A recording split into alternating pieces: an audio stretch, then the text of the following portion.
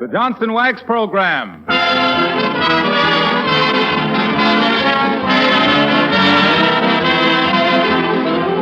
The makers of Johnson's Wax and Johnson's Self-Polishing Glow Coat present Fibber McGee Company with Jim Jordan as Fibber, Donald Novis, the Four Notes, and Billy Mills Orchestra. The show opens with Don't Ever Leave Me.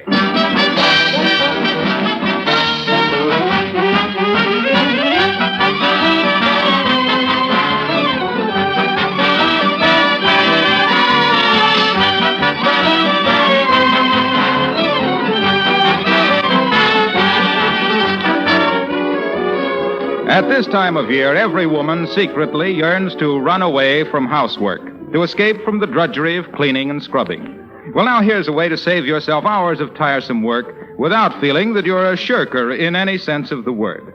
Just get some Johnson's Self-Polishing Glow Coat and apply a little of this easy-to-use liquid polish to your floors and linoleum. Then put on your hat and march out. When you come back, you'll be greeted by beautiful, shining floors. Floors that will stay clean and fresh because they're protected from dirt and wear by the shining Glow Coat polish. You see, Glow Coat is self-polishing. It shines as it dries without help from you. Now, if you feel a touch of spring fever coming on, hurry up and put Johnson's Self-Polishing Glow Coat on your floors. Then you can play hooky from work, and your floors will look more beautiful than ever before. Just be sure you get the real thing. GLO-COAT. Johnson's Self-Polishing Glow Coat.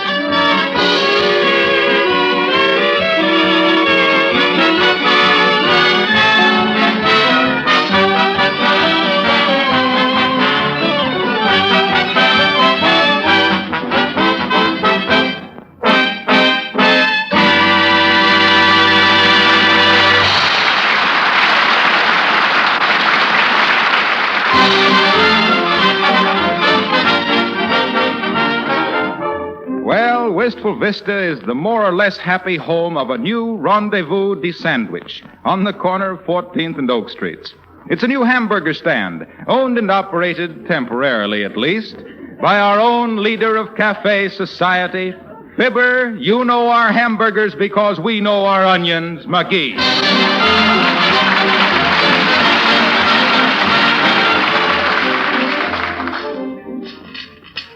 Now, let's see, Bud. What'd you have? 2 hamburgers and coffee. That'll be 30 cents. Thank you. Didn't you want some more coffee, Bud? The second cup is free. No, it's terrible. Now, Bud, I guess you didn't read the sign. What sign? Why, right up there. Coffee like Mother used to make. What do you mean insulting my mother that way? Oh, I'm sorry. I gotta make this joint more exclusive. Have to get some tablecloths and scare away the riffraff, I guess. Hey, Chef. Yeah? I had a complaint on the coffee a minute ago. You sure it's okay? Oh, sure. I just had 4 cups myself, and I feel all right. Except I can't get my eyes uncrossed.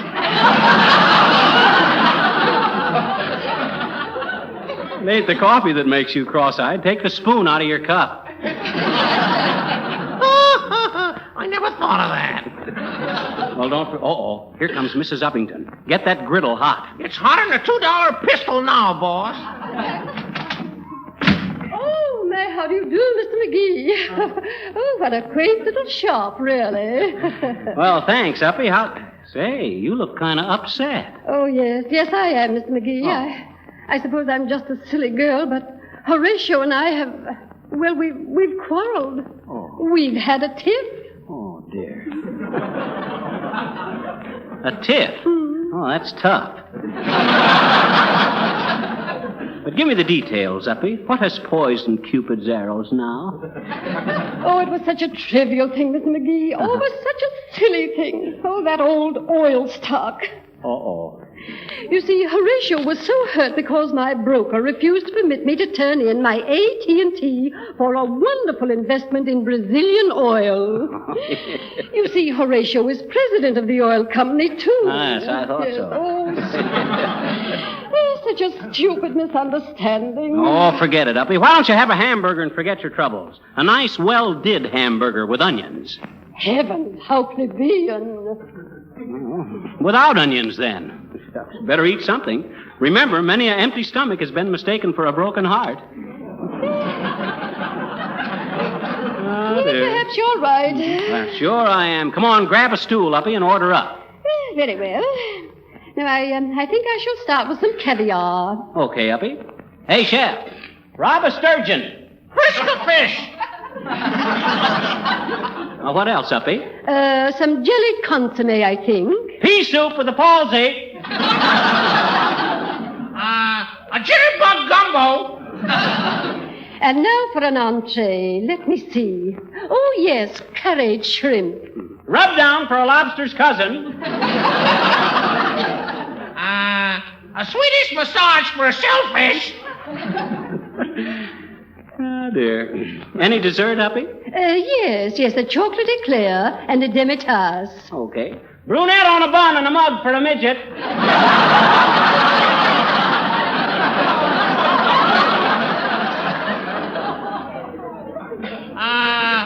A suntan cream puff and a drop in the bucket.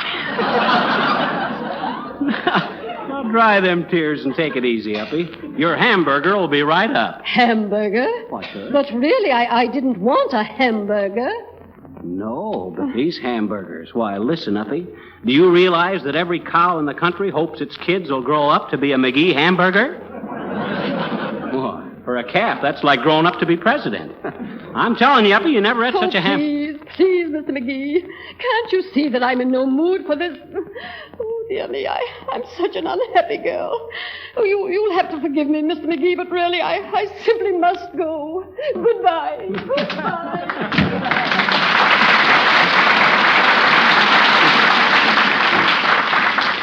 You gotta go. Well, I feel kind of sorry for her. It's a terrible thing to find your big moment is really small time. Hey, Chef, cancel that hamburger. Okay. Back in the barn. Hello there, Johnny. Need a good dishwasher? No thanks, old-timer. We use paper plates and throw them away. Hey! I says no thanks. Besides, washing dishes wouldn't be good for your rheumatism. You go on and be a little stiff in your own joints. That's pretty good, Johnny. But that ain't the way I heard it. The way I heard it, one feller says to the other feller, say, them hamburgers smell pretty good, Johnny. Will you have one, old-timer? Sure will, Johnny, a little later. What was I talking about? Oh, yes. See, says, see where the Republicans might run this feller Dewey for president. Is that so, says t'other feller. He got a good record? Sure has, says the first feller. Look what he done at Manila.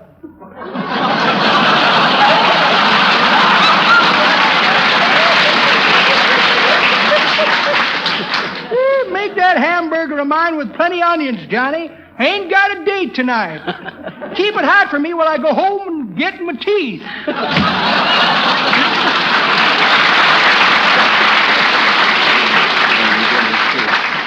I'll say he ain't got a date tonight. He may have spring in his heart, but that don't help the fall in his arches. Old curmudgeon. Hey, boss. What's the matter, Bud? You know that big can of cream we use for the coffee? Yes. Oh, we ain't got much milk left in it. Okay, I'll order some right away. Hello, operator. Give me the wistful Vista cream. Oh, is that you, Mert? It's Fibber McGee, Mert. How's everything? Huh? Your old man. Oh, that's too bad. Split his what? Oh, dear. Rushed him right down there, huh? What's that, Mert? 22 stitches, eh? Well, I warned him, Mert. I told him them pants was too tight. Just call the creamy for me, will you, Mert, and tell him to send me over some cream? Okay, thanks, Mert. Oh, hi, Billy. Hello, Fibber. Hi, Don. Hi, Fibber. Well, have a couple of hamburgers? No, thanks. I had one this morning and didn't like it. Found a piece of cloth in it.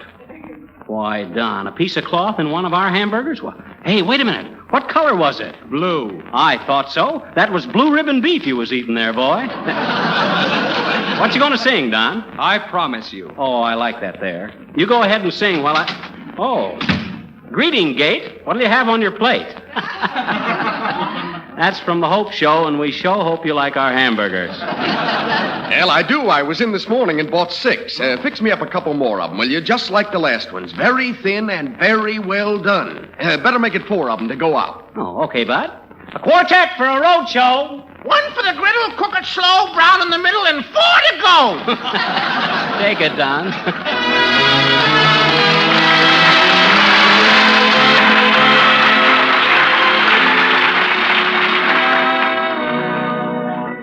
My love for you is as great as a love can be.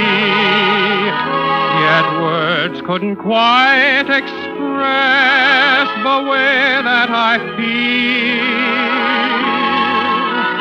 And as we stand at the doorway of days to be, I faithfully take an oath on all that concerns us both.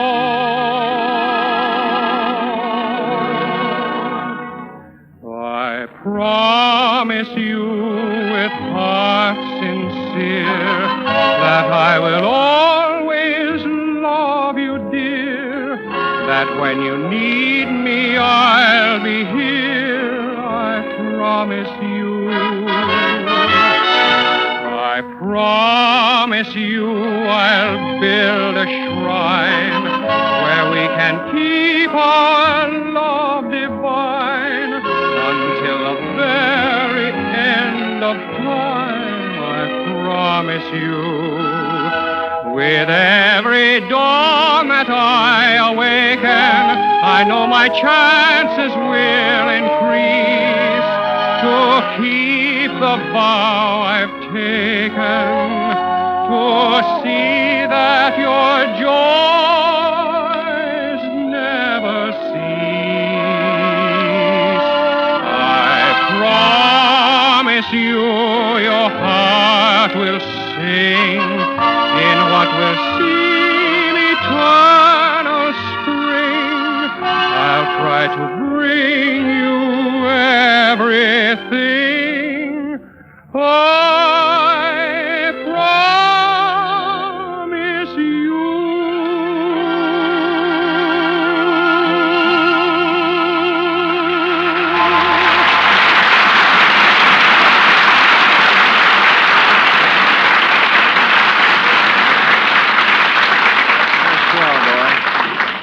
That was Donald Novus, folks, singing I Promise You. And very, very good, too, Don. That was one of the best numbers. Oh, hi, sis. Welcome to the Palais Tomaine.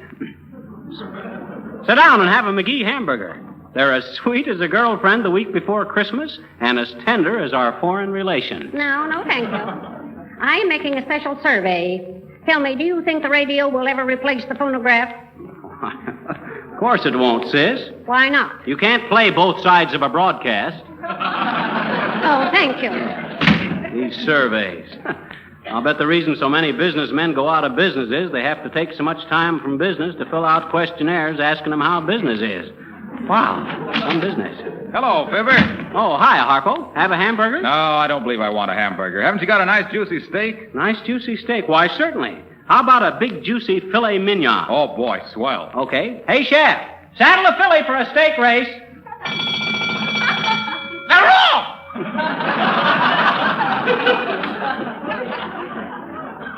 You going to be a regular customer, Harpo? Oh, probably. I eat all my meals out, you know. Gee, but don't you get tired of that, Harpo? Why don't you get married and settle down? Well, gee, I proposed to a girl once, and she said no. She did? Maybe you didn't propose right. Yes, I did. I proposed real nice and on my knees, too. Well, what'd you say to her? I said, darling. Mood music, Mills. I said, darling, look at this dull, dingy floor. Let me build you a little love nest, and we'll call it Glowcoat Manor. I'll show you how you can keep your floors and linoleum bright and shining with Johnson's Glowcoat, with absolutely no rubbing or buffing to roughen those little hands of yours. Oh, boy, what passion. And then I said, think of it, dear, just to pour a little glow coat on the floor and spread it around with the long-handled plier, and then you and I holding hands on the sofa for 20 precious minutes while the glow coat dries to a beautiful mirror-like polish.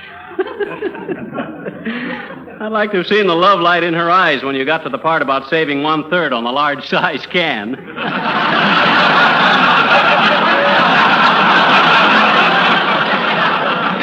Well, you know, that was the odd part of it, Fibber. Huh? She suddenly stood up with a strange look in her eyes and said, listen, Poodle. She used to call me Poodle. Oh. Listen, Poodle, she said, where do you get this wonderful Johnson's glow coat? And I said, at any hardware store, a drugstore, or the grocery man. And then she was gone. Oh, and then you never saw her again no more? Oh, yes, at her wedding. She'd gone right out and married the grocery man. Oh, I see. I guess I just don't understand women. Here's your steak, Mr. Wilcox. Shall we give you a bone on the side, Poodle? No, thanks. This will be all right. Say, this is a hamburger. I thought you were giving me a nice, juicy steak. That's it, Harpo. Only we grind our steaks up. That's what makes them so juicy. Oh, gee whiz. Yeah. What's the matter, boss? Didn't he want the hamburger? No, I guess not.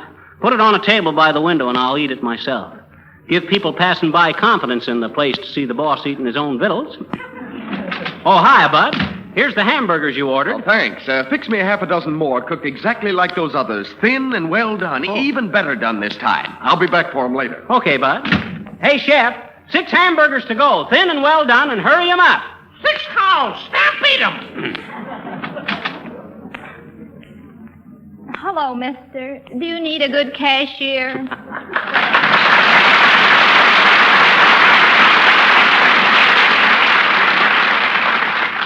Yes, it's Zazu Pitts again, folks. The gal with the permanent wave in each hand. What made you think I might need a cashier, sis?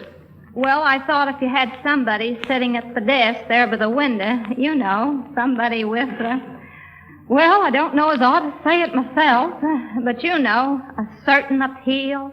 Well, that's a thought, sis. You need the job? Oh, not financially. But goodness, I thought now there is a place to work where a girl can meet some nice men in a refined way. I think sitting there all day long, handling money and watching men eat would satisfy both my playgirl complex and my maternal instinct. Well, I don't know, sis. What experience you had? Well, my last experience, mister, was at the public library. Uh-huh. A very nice man came up to me and said, "What are you doing tonight, babe?" And I thought a minute and said, "Well, I'm going home and rent out a few things. And then I'm going to church for an hour or so." And then I looked up and he was gone. Another experience Just I a minute, had... sis. I didn't mean your romantic experiences. What experience you had as cashier? Well, I've kept my own budget for years and years, mister. Mm-hmm. I'd show it to you, but it's in the same book as my diary. And maybe I might have been a little too frank in a girlish sort of way. Listen, sis, are you accurate? Can you make change? Oh, dear, I'm sure I can. My grandfather was a lightning calculator and only made one mistake in his life. What was that? He calculated lightning wouldn't strike him if he stood under a tree in the golf course. We never found anything but his niblick.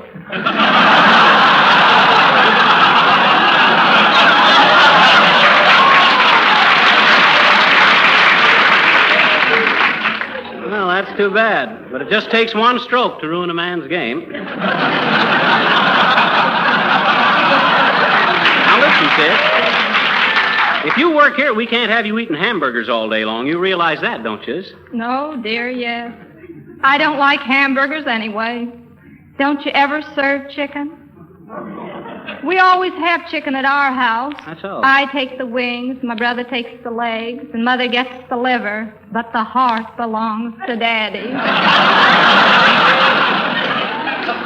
We don't seem to be getting anywhere, sis. I'll give you a simple test. Now, suppose I just had a couple of hamburgers at 10 cents apiece, 2 cups of coffee, the second one free, and a piece of pie at a dime. How much would I have to pay? Nothing. Why not? Dear me, you own this place, don't you? Miss, I'm sorry, but I'm afraid you won't do. Well, all right, but if you change your mind, my telephone number is 476. 476. Oh, tell me, mister, is your Mr. Wilcox married? Why, no, he ain't, sis. No, mine. He's so nice, too. Where does he live, mister? At the Wistful Vista Bachelor Apartments. Why'd you want to know where Harpo lives? Well, it's probably just fate, mister, but do you realize I pass by his house almost every afternoon, starting tomorrow?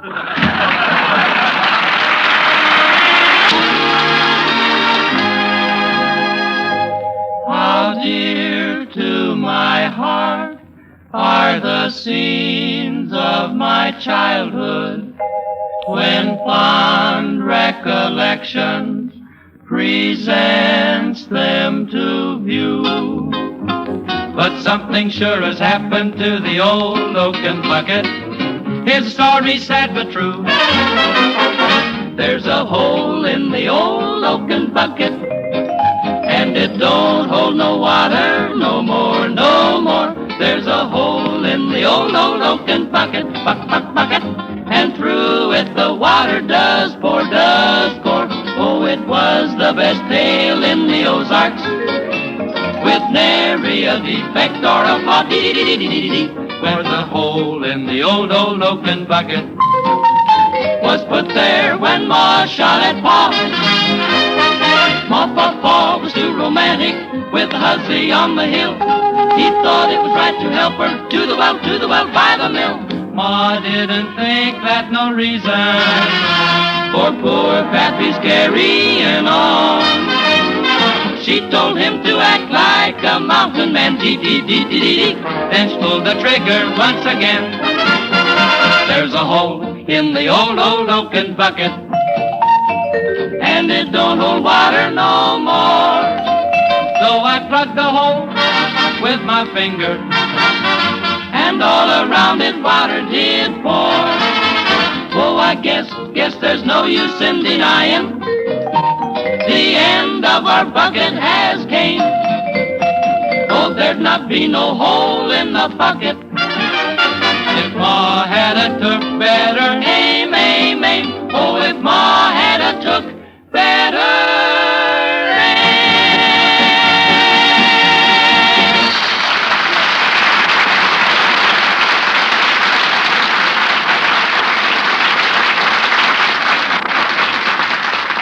That was the Four Notes singing a Billy Mills arrangement of There's an Aperture in the Old Oaken Container. Well, that was nice going, kids. If I wasn't wrapped up in this hamburger joint, I'd back you in a bucket shop. Now, let's see. I better make out the menu for tomorrow.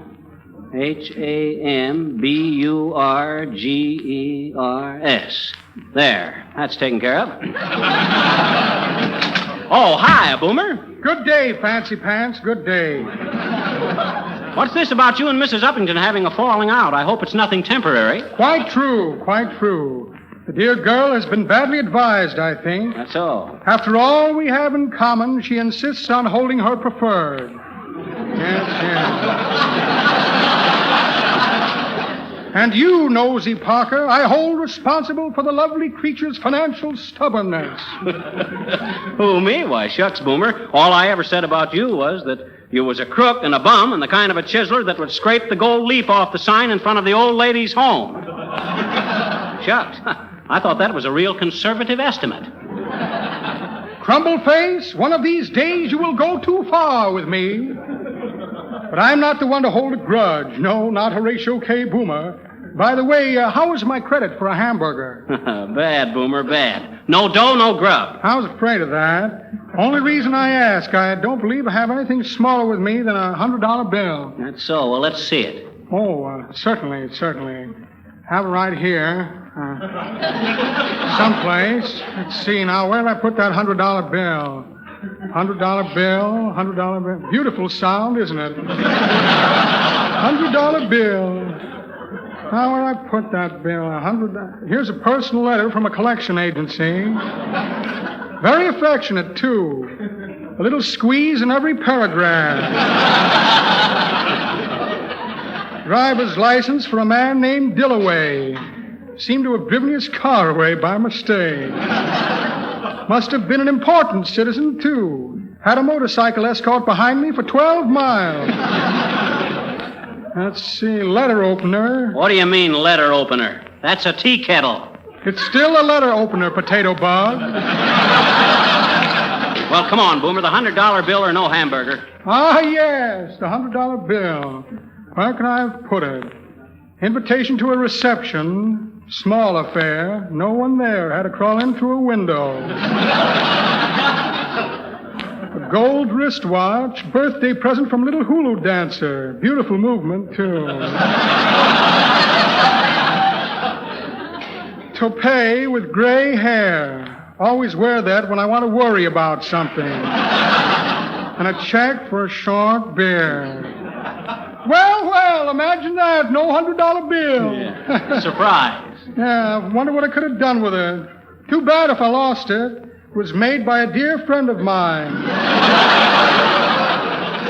He ran off 10 of them and then ran off.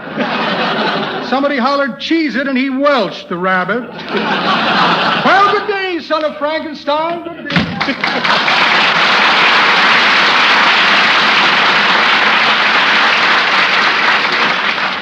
What a guy. The minute I seen him get a load of Uppy's diamonds, I knew that romance was headed for the rocks. Oh, well, I don't suppose there's anything... Hello there. My hamburger's ready? Oh, you betcha, Bud. That'll be 60 cents. Thank you. I certainly appreciate your trade, Bud. You're my best customer. Hope you come in often. Oh, I will. Your hamburgers are just right for me, fried well done and thin. Oh, that's fine. You say you got a shop near here? Yeah, right down the street. What kind of work do you do that makes you so hungry? Hungry? Oh, I don't eat those things. I'm a cobbler, and I use them for half sole. Half sole.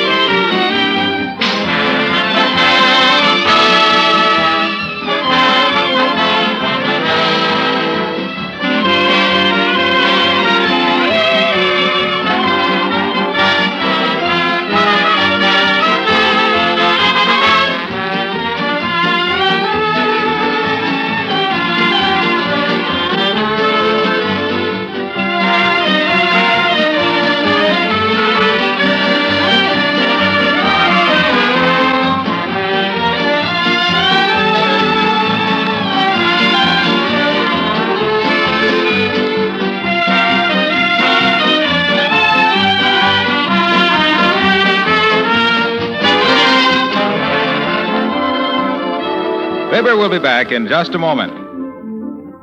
But now we have news for you about a money-saving offer which you can't afford to miss. For a limited time, your dealer is featuring Johnson's Wax and Johnson's Self-Polishing Glow Coat in big, giant-size cans. These giant sizes contain 1/3 more than the regular amount, yet you pay not 1 penny more. By asking for Johnson's Wax and Johnson's Self-Polishing Glow Coat now in the giant-size cans, you actually get 1/3 more for your money. But we must warn you, these giant sizes are going fast, and we don't want you to miss out. So phone your dealer tomorrow morning, or go to the store and get a supply of Johnson's Wax and Johnson's Self-Polishing Glow Coat in the giant-size cans. You'll be money ahead, and you'll appreciate having these big cans of Johnson's Wax and Johnson's Self-Polishing Glow Coat ready for convenient use. Don't delay. Buy Johnson's giant-size cans tomorrow and get 1/3 more for your money.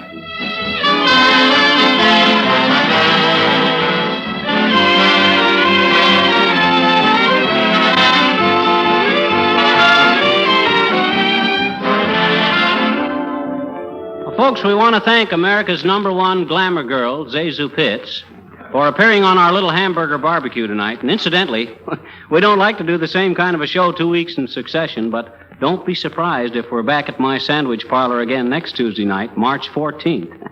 Our income tax man is insisting on a joint return. Good night, folks.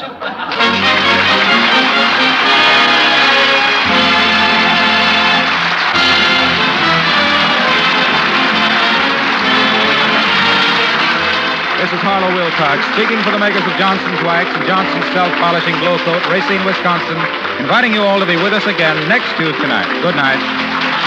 Fibber McGee Company has been presented from Hollywood's Radio City. This is the National Broadcasting Company.